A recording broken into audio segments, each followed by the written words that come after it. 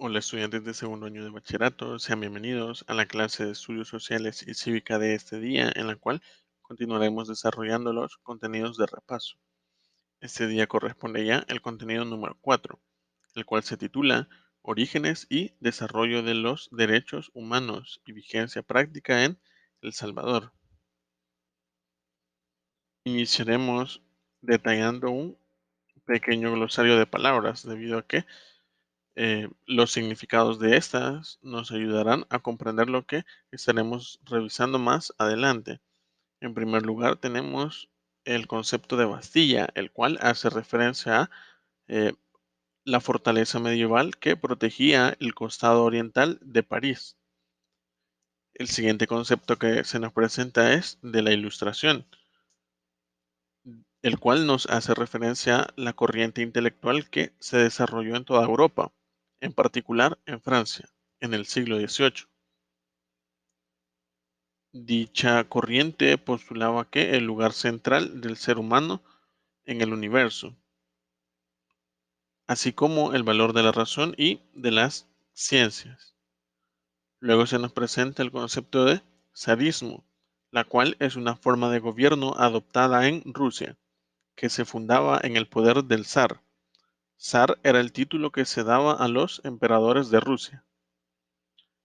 Luego tenemos el concepto de bolchevique, el cual era un grupo político radicalizado del Partido, Obrero Socialdemócrata de Rusia.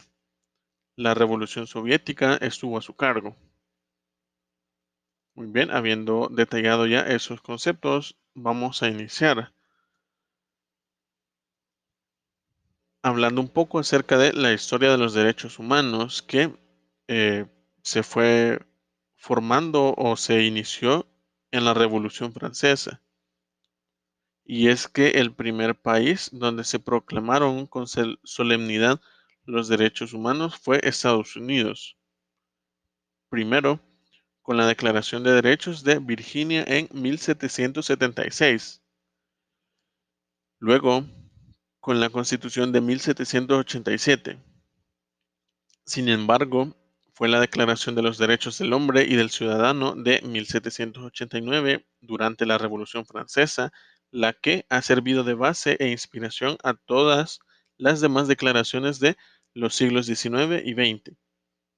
Y he ahí la importancia de revisar la Revolución Francesa relacionándola con los derechos humanos.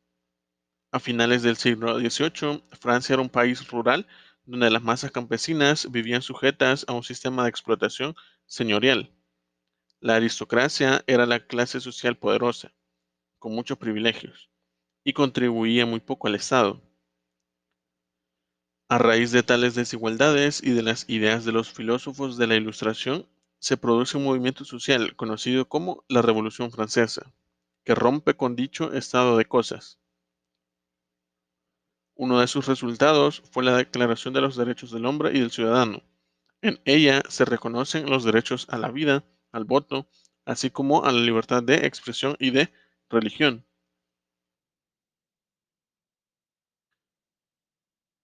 Se nos presenta acá también lo que es un pequeño punto de apoyo para que comprendamos qué son los derechos humanos, los cuales constituyen un conjunto de valores fundamentales de todas las personas, que les pertenecen desde su concepción y les acompañan en todo momento y en todo lugar. También son valores morales de todo ser humano, sin distinción de sexo, aspecto físico, edad, nacionalidad, formas de pensar, posición social o económica o cualquier otra causa. Le pertenecen a hombres y mujeres, a niñas, niños, jóvenes y personas adultas de todo el mundo. Por ello, en 1948, los Estados miembros de la Organización de Naciones Unidas, es decir, la ONU, reconocieron los derechos humanos universales. El Salvador es uno de sus miembros. Se hace dicha aclaración debido a que en aquel entonces hubieron países que se negaron a participar como miembros, y hasta ahora en la actualidad se da esa situación de que no son reconocidos, eh, por esa declaración. Bien, también es importante revisar otros dos acontecimientos históricos que están vinculados con los derechos humanos, como lo son la Revolución Mexicana y la Revolución Rusa. Estaremos revisando derechos económicos, sociales y políticos. En el siglo XX se suscitaron dos acontecimientos relacionados con los derechos humanos, los que ya mencionábamos, la Revolución Mexicana y la Revolución Rusa, con luchas reivindicativas de grandes masas de obreros y campesinos. A partir de ambas revoluciones se reconocieron los derechos económicos, sociales y culturales, como el derecho al trabajo, a la salud, a la huelga y a las prestaciones sociales. La independencia de México se había inspirado en las ideas de la Ilustración francesa, la independencia de Estados Unidos y la Revolución Francesa. No obstante, la Revolución Mexicana implicó una mayor consideración de los derechos contemplados en las mismas. La Revolución Mexicana, de hecho, fue la primera revolución social del siglo XX. Su fase armada comenzó en 1910 y terminó en 1920. Quizá su logro más importante fue en 1917, con la creación de la Constitución Política de los Estados Unidos Mexicanos, de carácter liberal social. En ella se garantizaron derechos civiles, políticos y sociales. Por otra parte, la Revolución Rusa, podemos mencionar que las tendencias autoritarias del zarismo y su incapacidad para resolver los problemas de la población provocaron agitaciones revolucionarias. En octubre de 1917 culminaron cuando los bolcheviques tomaron el poder. Se instauró un gobierno que priorizaba lo social. Muy bien, pasamos ahora a hablar sobre los derechos de las grandes colectividades y sobre un acontecimiento que también marcó un antes y un después en la lucha de la aplicación de los derechos humanos de forma universal, como lo fue la Segunda Guerra Mundial. La finalización de la Segunda Guerra Mundial en 1945 fue significativa para consolidar los derechos humanos.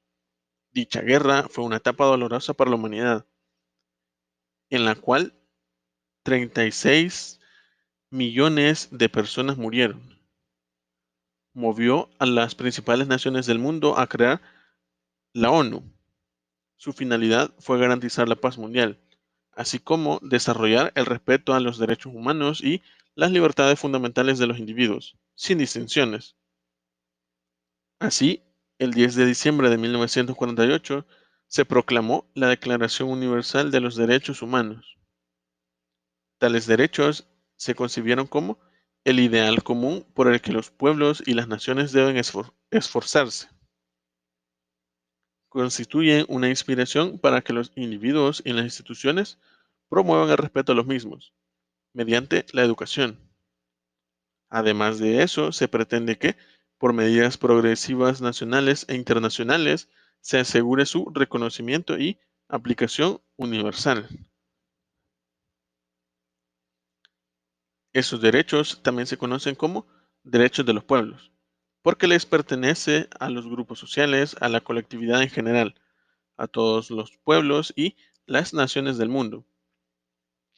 Entre tales derechos están el derecho a la paz y el desarrollo económico. También el derecho a la autodeterminación de los pueblos, el cual incluye el derecho de todos los pueblos a establecer con libertad su organización política, su forma de gobierno, sus leyes y a disponer de sus recursos naturales y de sus riquezas. Perdón. Muy bien, nos quedamos hasta aquí entonces. Nos vemos en la próxima clase. Adiós.